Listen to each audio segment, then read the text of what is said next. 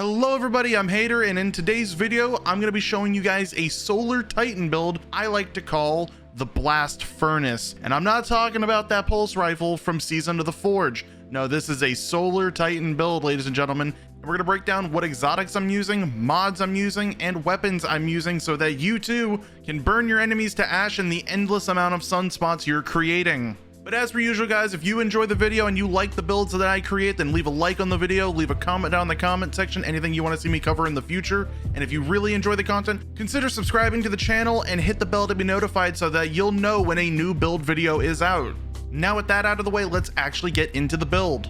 Starting off with the big elephant in the room that is Bottom Tree Sunbreaker. We're going to be using this so that every time we get a kill with any of our abilities, be it our grenade, our melee, or our super, we're going to create these things called sunspots, which are these rings of fire that deal damage to enemies that are near them. And whenever we step inside of them, we gain a buff called Sun Warrior. Then while we have Sun Warrior active, it's going to give us a nat 20% damage increase to all of our weapons until Sun Warrior runs out.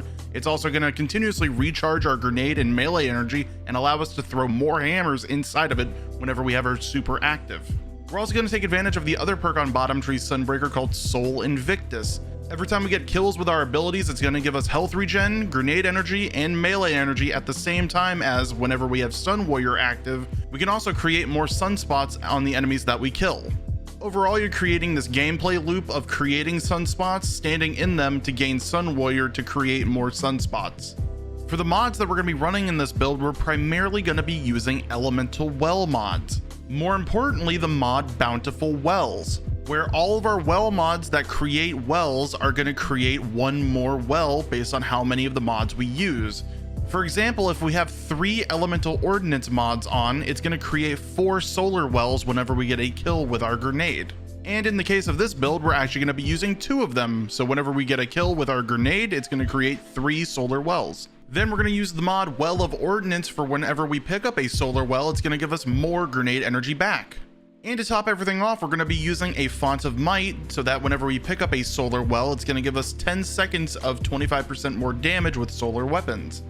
To enhance this even further, we have a lot of options in the exotic department that we can use to make Bottom Sunbreaker even better. One of the combos being that I really enjoy is Vex Mythoclast with the Path of the Burning Steps exotic boots, where whenever we get a kill that is solar, it gives us a stack of Firewalker, increasing our damage, stacking up to 4 times, starting at 20% and then capping at 35% at 3 to 4 stacks. This pairs really well with the Vex Mythoclast because it is also a solar weapon and a fusion rifle, so we can use the mod Particle Deconstruction, where every time we hit an enemy with a fusion rifle or a linear fusion rifle, it's going to apply a stackable debuff that increases fusion rifle and linear fusion rifle damage to the target, capping out to 40% more damage at 5 stacks, letting Vex Mythoclast do some serious damage when we have all the buffs active. The only downside, however, is that Path of the Burning Steps and Sun Warrior don't stack, because they are both a part of the empowering buff category. I explain what this is in full detail in another video about how to maximize your damage.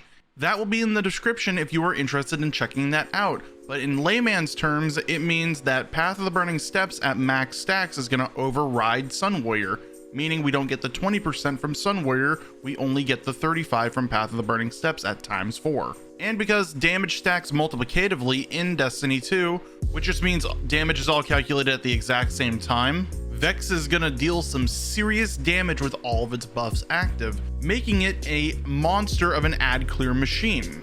Because at base, Vex is gonna deal 2,775 damage on Carl.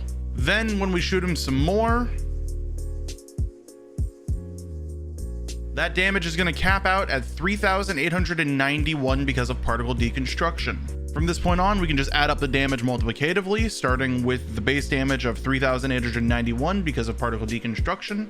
Multiply that by 1.20 for its Catalyst, another 1.25 for Font of Might, and a 1.35 for Path of the Burning Steps, which will make the damage equal out to right around 7,900 damage if we round up, and a 184% damage increase total. And keep in mind, that is per bullet on a 33 bullet magazine. So yeah, Vex kinda shreds.